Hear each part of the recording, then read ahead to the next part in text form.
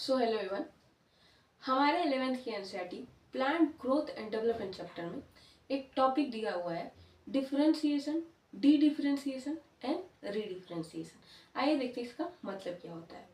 तो जब कोई मेरिस्टेमेटिक सेल, चाहे वो रूट एपिकल मेरिस्टेम की सेल हो या सूट एपिकल मेरिस्टेम की सेल हो, जब कोई मेरिस्टेमेटिक सेल किसी स्पेसिफिक काम के लिए मेच्योर होती है तो उसे हम कहते हैं डिफरेंशिएशन। जब और सेल में डिफरेंशिएशन के दौरान प्रोटोप्लाज्म और सेल वॉल दोनों में चेंजेस होते हैं। जैसे हम एग्जाम्पल के लिए देख लें तो ट्रैकेरी एलिमेंट डिफरेंशिएशन के दौरान अपना प्रोटोप्लाज्म लूज कर देती है और इसका सेल वॉल चेंज हो जाता है सेकेंडरी सेल वॉल में, जो लिग्नोसेलुलोजोइक होता है, इलास्टिक होता है और ज्यादा स्ट्रॉन्ग होता है। क्यों? क्योंकि ट्रैकेरी एलिमेंट को दूर तक वाटर कंडक्शन करना होता है। ये हो गया डिफरेंशिएशन। अब देखते हैं डी डिफरेंशिएशन। जब कोई मैच्योर्ड सेल रीगेन करती है डिवीजन की कैपेसिटी, उसे हम कहते हैं डी डिफरेंशिएशन।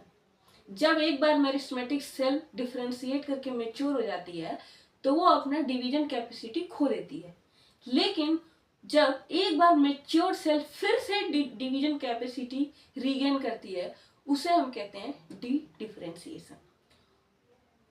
एग्जाम्पल के लिए हम देखें तो formation of meristem, interfascicular meristem and cork cambium, ये बनता है फुल्ली मैच्योर पेरेन्काइमा सेल से। एक बार मेरिस्टेमेटिक सेल डिवाइड करके पेरेन्काइमा में चेंज हो गई है, अब फिर से parenchyma cell division capacity regain करता है और बनाता है interfascicular cambium and cork cambium. Okay, अब रीडिफरेंशिएशन। तो जब डी डिफरेंशिएशन के बाद सेल फिर से मैच्योर हो जाती है उसे हम कहते हैं रीडिफरेंशिएशन।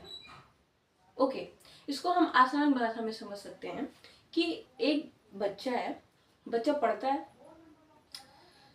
तैयारी करके एमबीबीएस में एडमिशन लेकर के डॉक्टर बन गया, तो ये हो गया डिफरेंशिएशन।